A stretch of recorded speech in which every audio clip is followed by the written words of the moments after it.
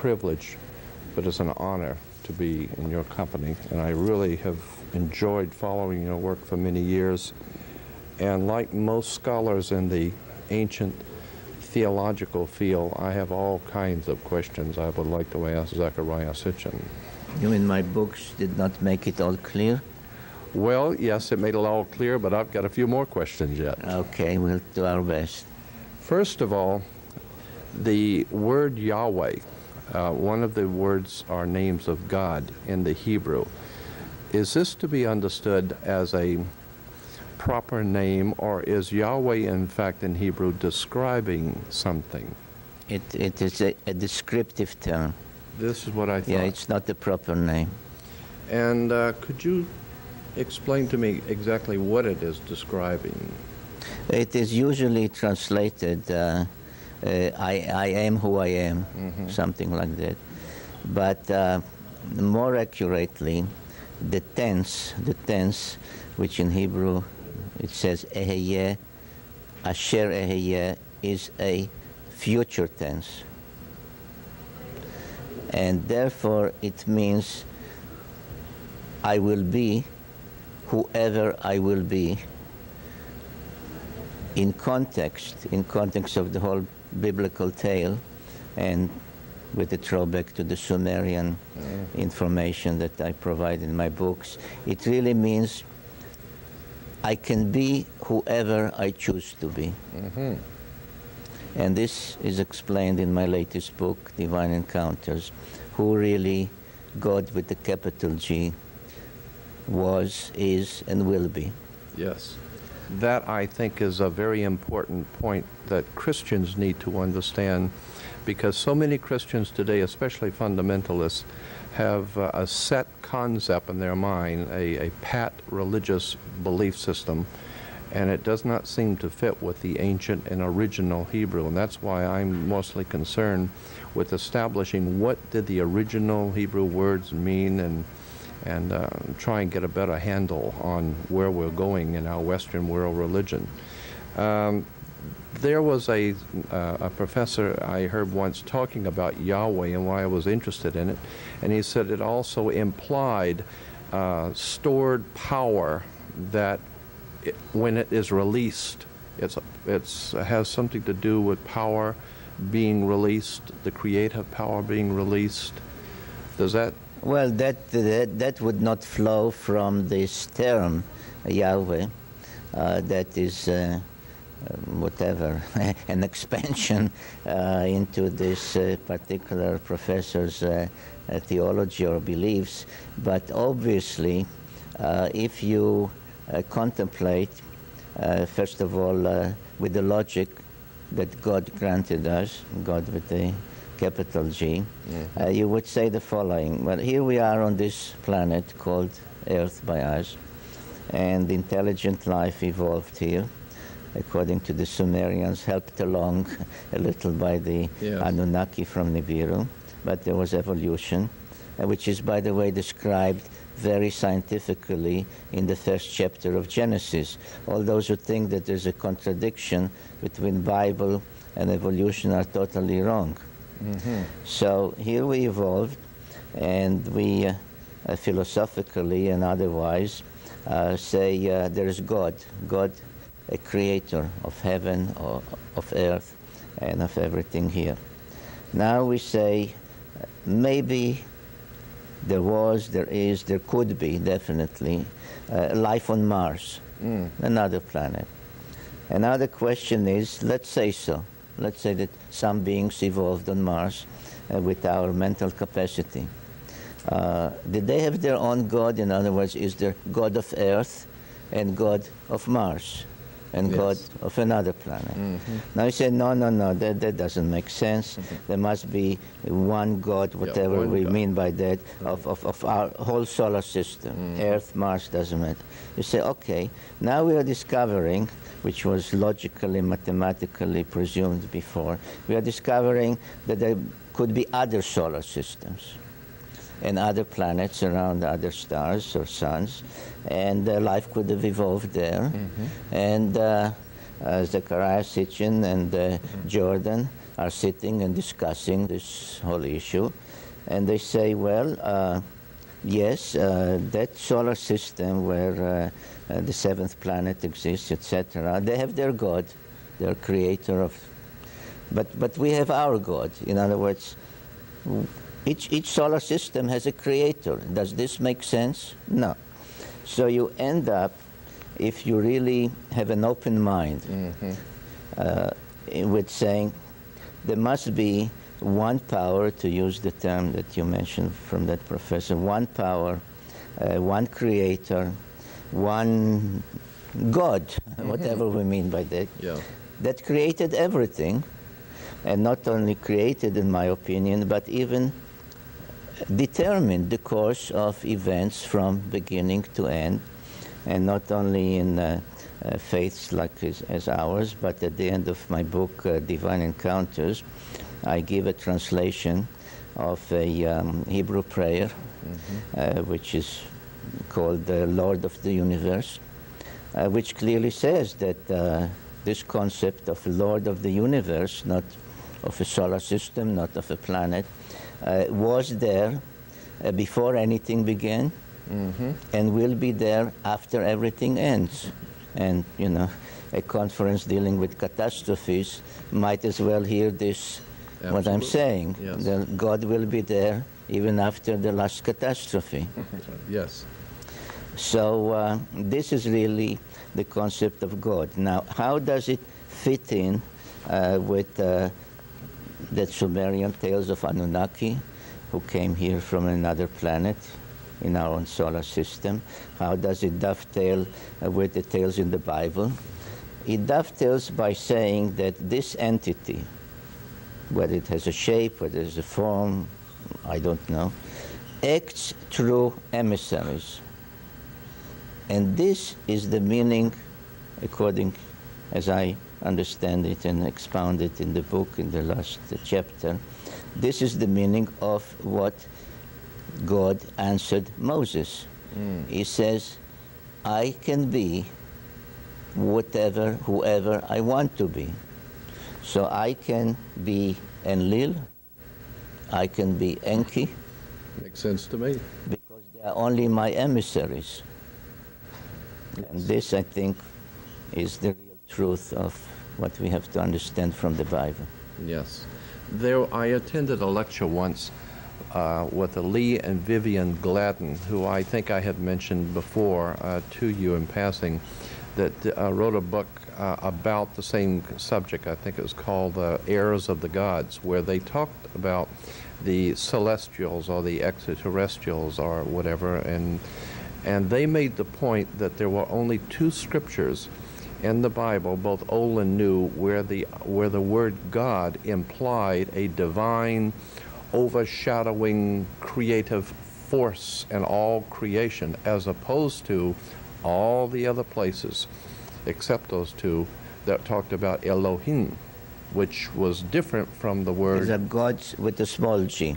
Right. This must be understood. These are gods with a small g, who in turn were the emissaries of God with the capital G. And in the New Testament, on which I'm not as an expert as I'm on the Old Testament, but even there, there is the statement that I'm Alpha and I'm Omega. I'm the first beginning. And I'm the last. I'm the beginning and I'm the end, which is exactly what the Hebrew prayer states. That's a fascinating... there were so many questions in relation to that, but I'm very interested in the sons of God also. That is, were the Elohim the sons of God, or were the Elohim they were the sons Anunnaki, of God? And it is their sons born on earth who married the daughters of Adam. So then we could say then what you're saying is the Elohim were the ones that in the Hebrew is referred to as the sons of God. No, the Elohim are what the Sumerians called Anunnaki. Okay. Those who from heaven to earth came.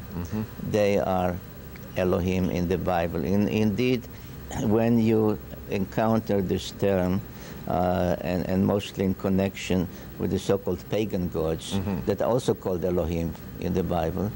Indeed, at some point, Joshua gives the Israelites, before they cross the Jordan into the Promised Land, Yeah, I they say, remember that. you now have a choice, like make up your mind.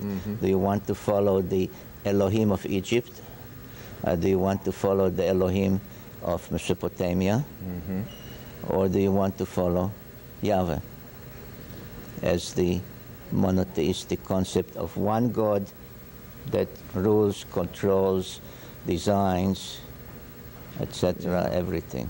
You know, the prophet Daniel in the Old Testament, I think it's 4:23 in Daniel, says that he was given a vision by God where he saw the earth, and it was in a total, the words were a desolation, a destruction and a desolation of the world, in a vision taking him back to an ancient time.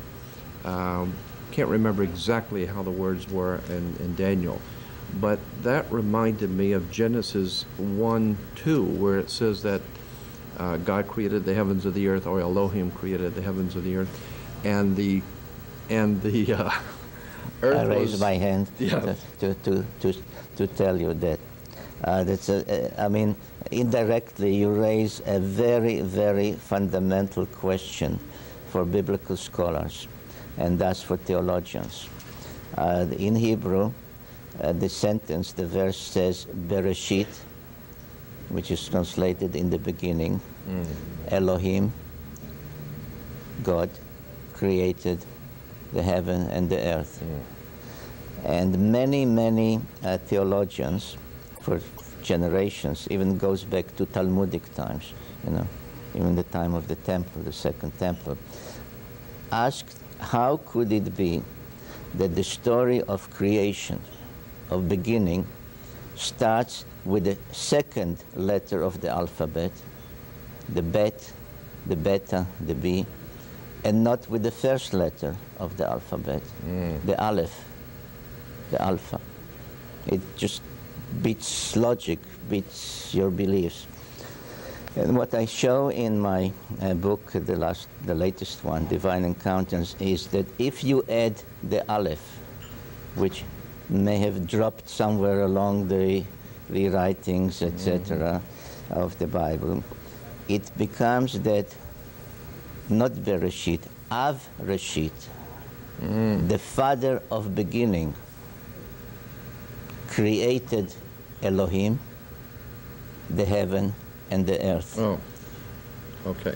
So the supreme creator created the Elohim. Anunnaki, Elohim, the heaven and the earth. And that is a whole different And subject. that I really hope that through this interview and all all the exposure that it will thus give, that those who have the say in these matters would really consider this suggestion by me, that if you add the aleph,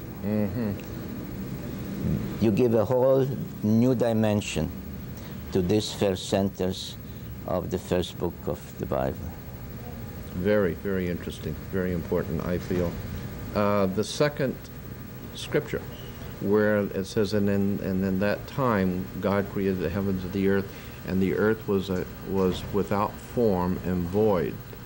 I am told, as I have researched this, that it can be equally and legitimately translated a different way. Rather than the earth was without form and void, it can be translated the earth was a waste and a desolation, or became a waste and a desolation, implying that there was already an earth situated, then came a great destruction, and then the earth became a waste and a void. So that the implications from what I can gather is that Genesis 1:1 is saying what you have established, and then Genesis 1:2 is saying that the earth that we have today is a recreation or a new situation because it was an earth in former times that was destroyed. Well, there are these interpretations of how to understand that verse, but of course there is a Sitchin interpretation Right. because it is clear, not just to me, to all scholars, that the story of creation and then continuation, the Tower of Babel, the Garden of Eden, and of course the deluge, the Great Flood, are really versions, concise versions based on the earlier Sumerian writings.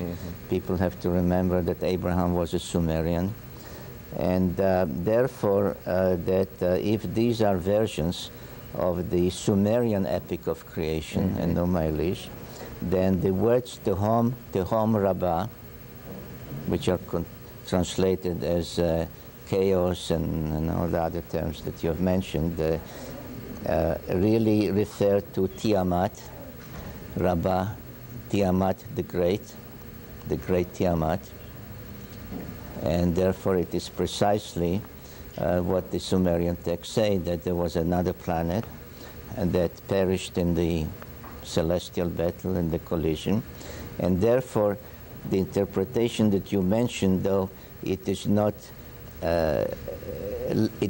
linked to the words or to the name Tiamat, links to the same meaningful result. In other words, that Earth is the result of a celestial catastrophe. There was a catastrophe from which our The planet Earth emerged. came from. Right. Yeah. So it leads to the same conclusion in different ways, and maybe it's good that Yeah. two approaches lead to the same conclusion. Yeah, I have always felt that there was most likely another civilizations, ancient civilizations, even before, and this is just my own conjecture, even before the ones that we know of. Definitely, you're absolutely right on that, because even according to the Sumerian tales, and especially, many texts, but especially the so-called King List, that deals with the cities, antediluvial cities, and with the 10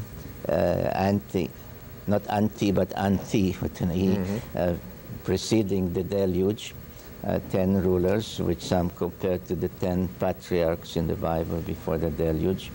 And there were cities, there was a civilization. The Assyrian king, Ashurbanipal, boasted that he could read tablets from before the flood. So all the indications are that they recognized, referred to, and accepted this fact that there was a civilization, but a civilization of the gods, because those cities, pre-diluvial, are spoken of as cities of the gods. Right. After the deluge, there came cities of men with the help of the Anunnaki. So there was a time of let's call it a divine civilization, divine culture. As you, I'm sure, know, in the Egyptian beliefs, the priest Manetho, who paralleled the Chaldean Berosus, they lived more or less at the same time, and the heirs of Alexander in what became eventually Byzantine hired a Babylonian priest to write the history of the world of mankind based on the Mesopotamian, and the Ptolemies in Egypt hired the Egyptian priest Manetho to do the same. But the versions are very similar. Both, by the way, spoke of a series of calamities that preceded the deluge. It's not clear at what intervals. Calamities that would have preceded the deluge. Yeah. The deluge was just one of them, the most remembered one, right? According to Berosus, indeed, they were alternating. There were calamities by heat and fire, and then there were calamities by water and cold, etc. And Manetho also spoke about dynasties of the gods, Very interesting. which is the Sumerian gods, because I show in my books, especially the one Stairway to Heaven, that they were one and the same, and that if you ask yourself what do the names mean, you see that the names meant the same, except this was in ancient Egyptian, this was in Sumerian, or later Babylonian, Akkadian. And then he said there was a period, according to Manetho, of almost 3,600 years of demigods, which meant offspring of the Anunnaki, like the sons of gods in the Bible says married the daughters of men and had children by them, and these would be called demigods. Right. And then only began the human civilization with the pharaohs around 3,100 BC. So what you are stating very succinctly is really can be supported and expanded by all these records from the past, some available more or less complete, many just in fragments. Well, you know, about 20 years ago, I talked with the president of the American Rabbinical Association, who was a good friend of mine, and we used to carry on long conversations over the phone.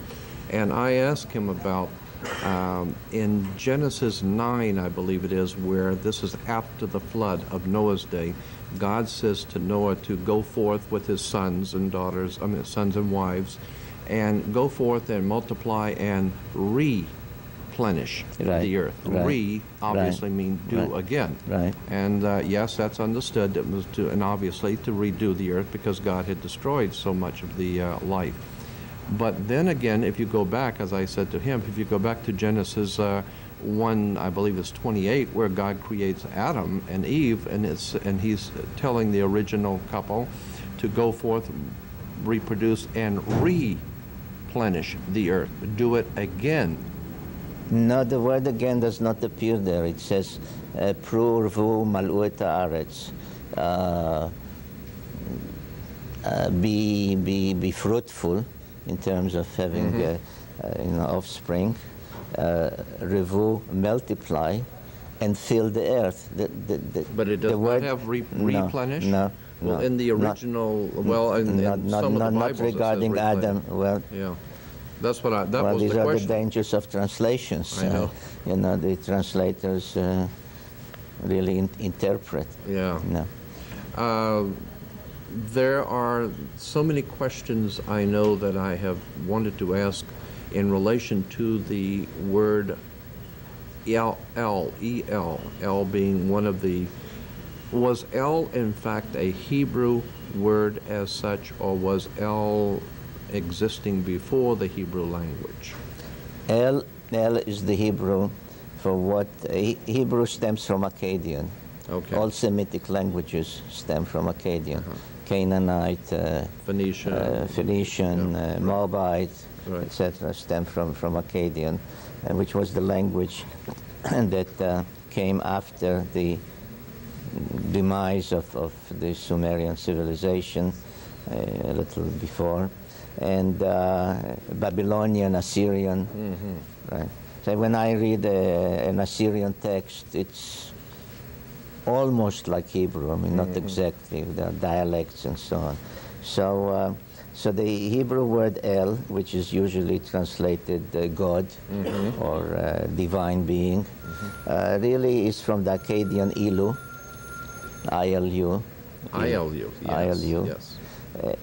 And it meant literally the lofty one. So if you want to be very precise, you have to translate wherever it says El, you have to say the lofty one. Now, I was asked... You mean the elites? The lofty one. You never know. You That's never right. know. Maybe elite comes from that. Yeah? Well, it was a new subject. Right. I was asked, for example, by my brother about, he says, well, if Yahweh told Moses, who persisted to know, what is your name, what is your name? He said to him, call me, whatever, or he really told him, tell the Israelites that Eheyeh asher Eheyeh, whoever I want to be, I'll be sent you to be my spokesman, emissary. So my brother asked me, and then it says there that he says, I did not tell my name to Abraham or to Isaac. That's right. Yes. So my brother said, so when Abraham referred to whoever told him, leave your home, go to Canaan, do this, do that.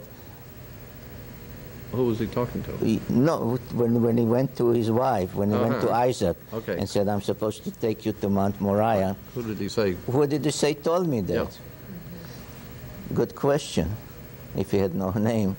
I said, well, we find an answer to that because after Abraham saved his nephew Lot from the attackers who came from Mesopotamia, you know, the war of the kings of the east against the Canaanite kings. He saved him. He was met at the gates of the future Jerusalem by the high priest who offered him bread and wine. And he wanted to offer Abraham some of the booty, some of the, you know, material. And Abraham said, no, I did it because El Elyon instructed me to do it. El Elyon means the supreme El.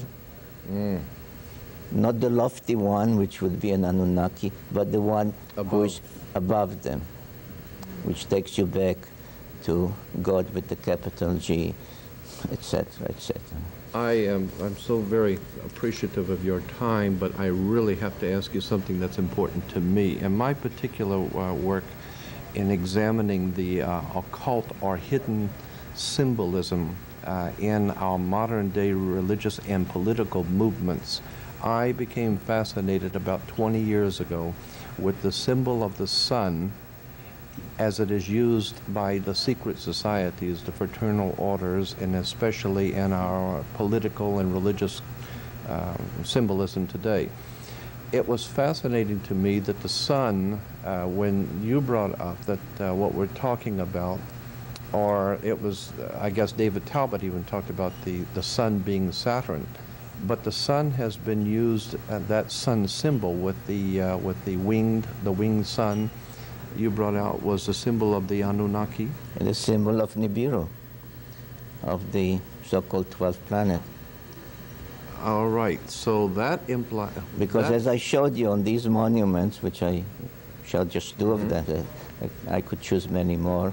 And that symbol, by the way, also appears on Egyptian monuments and Hittite monuments. Yeah. Right, this was the symbol connecting the king, the priesthood with their gods, with the small g.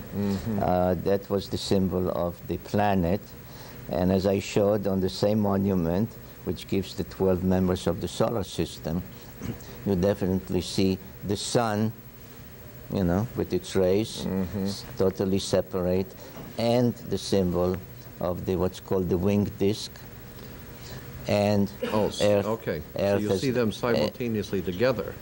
On the same depictions, which are repeated and repeated, and you see Earth as the 7th planet. In many instances, you see Venus as the 8th planet with 8 rays. You see Mars as the 6th planet with 6 rays. So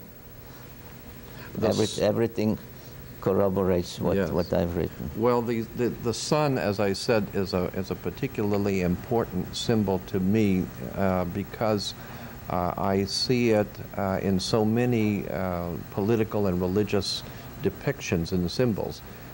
And of course, with the coming of Christianity, the concept that the Messiah is God's son, and I believe that there can be a comparison made between the ancient a veneration of the sun S-U-N in our language, as opposed to a veneration of the individual, S-O-N. And I think probably that has some problems with our languages and interpretation. But what do you think about the symbol of the sun itself and the importance to the ancients, like the Sumerians, etc.? Well, if you're talking about the winged disk, then this stood for the planet from which the Anunnaki came. In Sumerian times, with the ensuing Babylonian and Assyrian, the sun god, Utu in Sumerian, Shamash in Hebrew and all the other languages, was not a significant deity at all in the hierarchy. The Shamash, according to the Sumerian, and therefore further on believed by the Assyrians, Babylonians, and others, was the son of the god that in Akkadian is called Sin, not from sinning, but it really was from Sumerian Su-En. And he was the moon god. So according to these hierarchies, Yes. Shamash was the son of the moon god. Not so when it came to Nibiru. The ruler of the Miru stood at the head of the pantheon. Okay. So the pantheon had to do with the Anunnaki, from where they came, and the ruler there was the head, and his symbol was the winged disk. So this really has to do with all these misconceptions about who the ancient peoples really worshipped, whether that's it what was, I'm trying to get to, and many books written, especially at the end of the 19th century and the beginning of this century, say they were these or that people were sun worshippers, and this was a sun religion, and the Egyptian called Ra. Some say Re, but it's Ra. I mean, the same people who spell it Re, R-E, then go and write the name of the pharaoh Ramses. Ramses, which means issue, emanating from Ra. So when they say the name of the pharaoh, they say Ra, but when they say the name of the god, they spell it Re. So right. it's Ra, because it also appears in the Bible. So they say he was the sun god. He was not the sun god. He was the god who came from the planet of millions of years, which is the parallel of Nibiru. A planet, definitely planet, not the sun. So there's so many misconceptions that it may take a century to get rid of, because it's an accumulation of 2-3 centuries of research. In my collection, I have about 4 or 5, I think it's 5, 2 of them are doctoral theses, and others are articles, long, extended articles appearing in the Middle East on the word chief cornerstone. And I picked up on that. That was a fascinating study where the word chief cornerstone is translated from the Hebrew when it appears in Hebrew, which is, I think, Psalms 118:22, where Messiah is referred to as the chief cornerstone. While in the Christian Greek scriptures of the New Testament, the Messiah or Jesus is referred to twice as the chief cornerstone. That word chief cornerstone, what does it actually imply for the Messiah in both Psalms and in the Greek? Have you? It is not cornerstone. In other words, when you lay the foundation, you have a cornerstone. Right. It's the apex stone. Rosh Pinah, the head where the sides meet, like in a pyramid, the apex stone, the top stone, the one that is really the conduit to the heavens. Yeah, because that's what these articles were all saying. Everyone was saying it was the pinnacle of a pinnacle. Pinnacle. Yes. But not foundation stone on the right. ground. Now, the big question, of course, obviously is going to be, on the back of the $1 bill, of course, is the Egyptian pyramid with the 72 stones of the 72 names of God, I believe. But the implication With is the that- apex with the floating apex, heavenward. right? Yeah. And if that is Which is in fact, the Masonic symbol. that's right. But it is also, as you brought out, the word actually in Hebrew in Psalm Rosh Pinah, 118, yeah. which means the peak of the pinnacle. The pinnacle And remember, stone. even in the New Testament, when Satan takes Jesus to the temple to tempt him, the scripture says he takes him up to the pinnacle of the temple, to the point of the temple.